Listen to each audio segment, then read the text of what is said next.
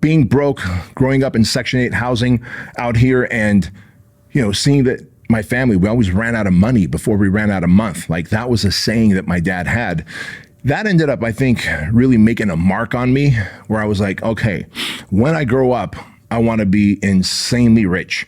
I don't want money to ever be a problem in my life. Do I have a higher level of stress in my life than I did when I was an employee? Absolutely. There's always going to be a trade-off. So I want to let you guys know, like, if you want to be an entrepreneur, you can.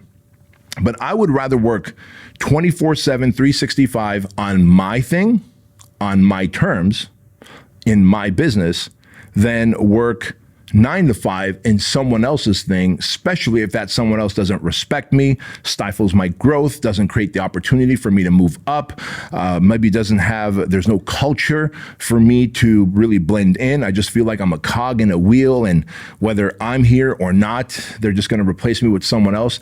I was like, this can't be all there is to life. Like, I can't be this guy 5 years, 10 years, 15 years from now. There's got to be more. And so as Jim Franco started to mentor me and I got other mentors, I realized there's a lot more I could do. First of all, I want to find businesses that I'm passionate about. I want to create businesses that I'm passionate about. So write that down if you're watching or listening to this. Starts with passion. And I know a lot of people out there, and my homie Grant Cardone has said this several times. He's like, you can't find a business. You can't start a business based on your passion. You have to start a business that makes money. I beg to differ. Grant, I love you to pieces, but I beg to differ, because you can start a business based on your passion. Because if you're passionate about something, odds are people are passionate about it too. There's others, probably thousands, hundreds of thousands, who are just as passionate about it. Or if you're passionate about something, there's people who want to know how to get into that space, and you could be the one that shows them. So for me, passion and creativity were a must. I knew that I wanted passion, creativity, and I wanted to work with cool people, right? I didn't want to work with people who were, like boring or stuck up, or maybe didn't share the same values as me. I was like, man, if I start a business and I focus these businesses based on the things I'm passionate about, and it allows me to experience and really use my creativity, right?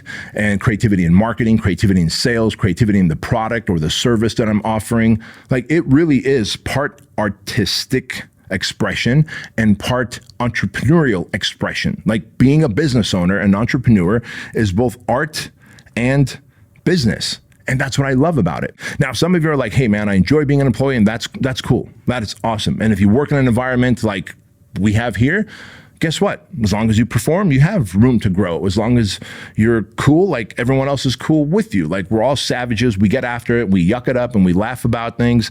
And then when the cameras start rolling, boom, everybody gets serious, and then we get to work, right? Or when the clients are here, boom, we get to work. So you can have fun and make a lot of money. Anyone that tells you that entrepreneurship should just be a grind is full of shit, or they're just doing it wrong. And so you have to understand that if you are not doing something because you're passionate about it, when the going gets tough, and the going will get tough, guys and gals, in any kind of business.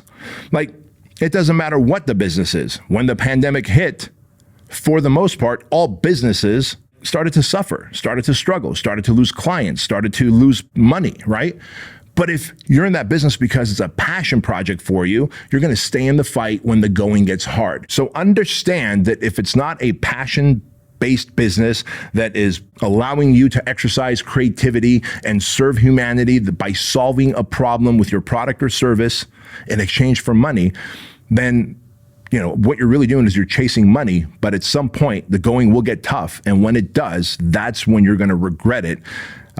In terms of getting into an industry that you're like, man, I got into an industry because the money was good, but now that the economy has shifted or the industry is drying out, I need to figure out what to do. But my life expenses are so high. Now I got to sell off cars and sell off homes. And I don't want that for you. I don't want that for you.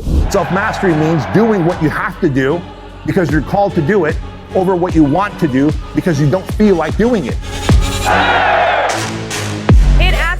Exceeded my expectations. Incredibly epic event, incredibly inspiring. Surrounding yourself with these millionaires and billionaires and them openly sharing their concepts, their steps. And at BK Live, every single speaker has been there, done that 10 times over. So much energy, so much motivation, and just want to strive to be better just by being here alone.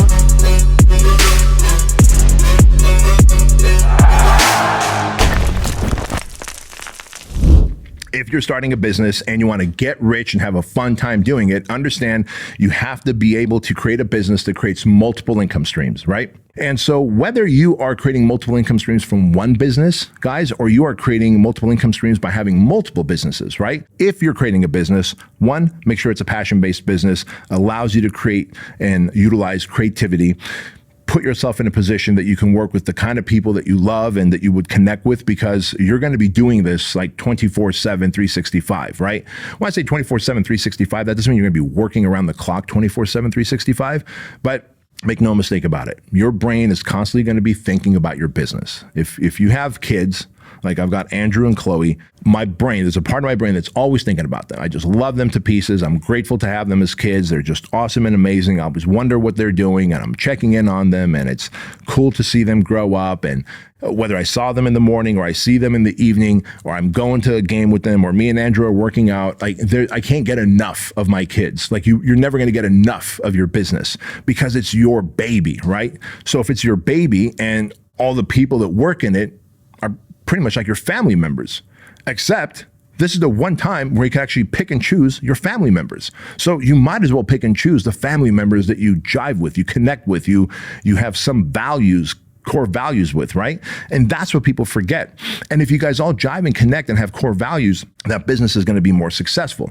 Now, what is the next thing I want you to do? In addition to multiple income streams, as you're creating your business, I also want you to have subscription, recurring revenue, because if you have subscription in your business, recurring revenue, that gives you the peace of mind that you're starting off the month knowing that X number of dollars are scheduled to come in. If you have a business where every month you start at zero, right? The first of the month you start at zero and you have to sell X number of widgets or X number of coaching programs or X number of apparel or supplements, that's a lot of pressure. That's a lot of pressure. And so all of a sudden you find yourself like, oh man, it's the first of the month. I need to make more money. I got to be out there hustling and selling.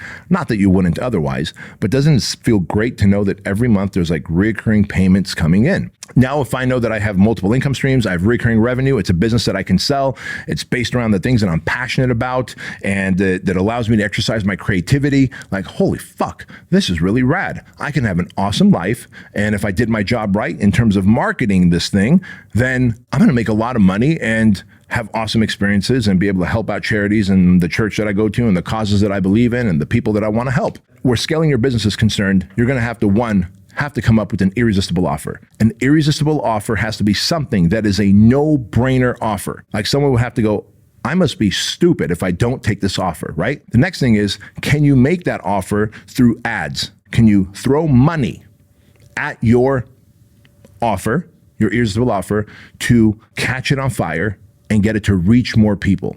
And if you can find the right market, in other words, the right demographic, your ideal demographic who wants to buy your product and use it because you have the solution for them and they have the problem, and they also should have money so that they can give you their money in exchange for solving that problem.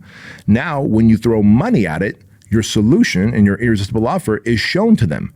But in addition to the irresistible offer, you also have to be able to differentiate. If you cannot differentiate your offer from someone else that has a similar product or service, then you're just going to be in the what's known as incestual marketing. So irresistible offer plus points of differentiation plus, ready for this, social proof, testimonials of people that have used it, who love it, and want to rave about it, that increases the likelihood of those ads getting clicked and, of course, people buying and using your product or service. Okay, now you got that. Great. So ads are a way. What's the other way? Referrals.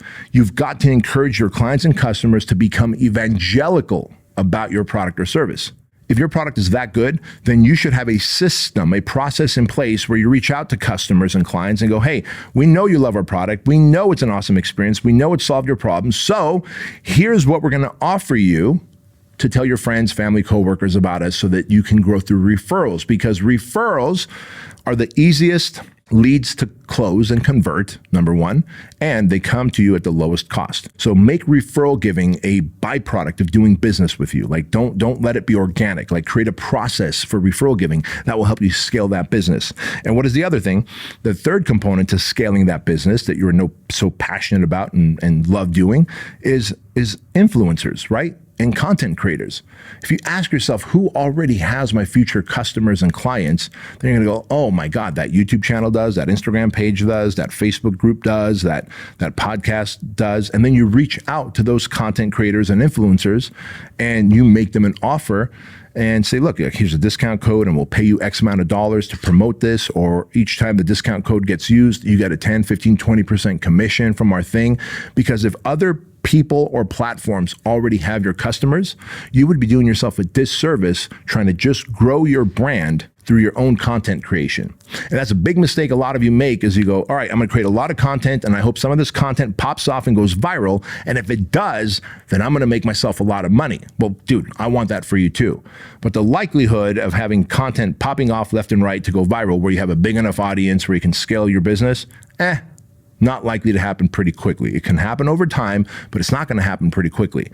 Content and collaboration, you creating awesome content and hoping that some of it goes viral, plus collaborating with an army of other content creators and influencers who have your future clients and customers, that is what is going to help you force multiply your growth, scale your business. And all of a sudden people are gonna go, well, I trust this person. And so if this person that I watch or listen to is using this product, then I'm gonna use it too.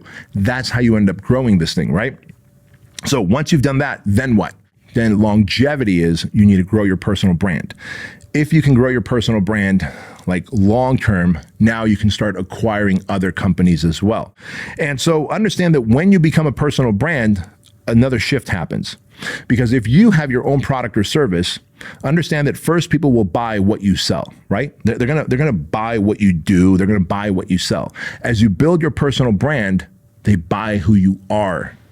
That's the difference. So if you just have a product or service, people will buy what you do because they want to get the solution to the problem. But when you become a personal brand, you can charge more and you can close more deals and you have more opportunities and you can sell for a higher price. You have less buyer's resistance when you're a personal brand. You're known, liked, and trusted. They see you as a friend. You come with the giving hand and put out a bunch of content for free. You add value. The Goodwill bank account is stacked up in your favor. Now you're a personal brand. You can now sell your product because of who you are and not so much of what you do, right? And that's a really good advantage to have. And if you can do that, you have now created a business where you can get insanely rich, multiple income streams, recurring revenue. You got a business that one day if you want to sell, you can, which is a really cool thing. You're solving problems for people. You know how to scale it. You're working with awesome people who you share core values with and you want to hang out with. And so that's a cool thing as well. And best of all, you get to donate money and give. I don't know about you, but I love using my money for good and kindness. And if I can give my money to Shriners Children's Hospital, Toys for Tots, Compassion International. Recently, a friend had a car accident and they started a GoFundMe account and I contributed handsomely to that because I can. I've put myself in a financial place so I can serve people with it, right? And that's a damn good feeling. So that is the formula for you to become an entrepreneur that's actually successful, getting insanely rich, having a great time doing it, and best of all, serving humanity with it.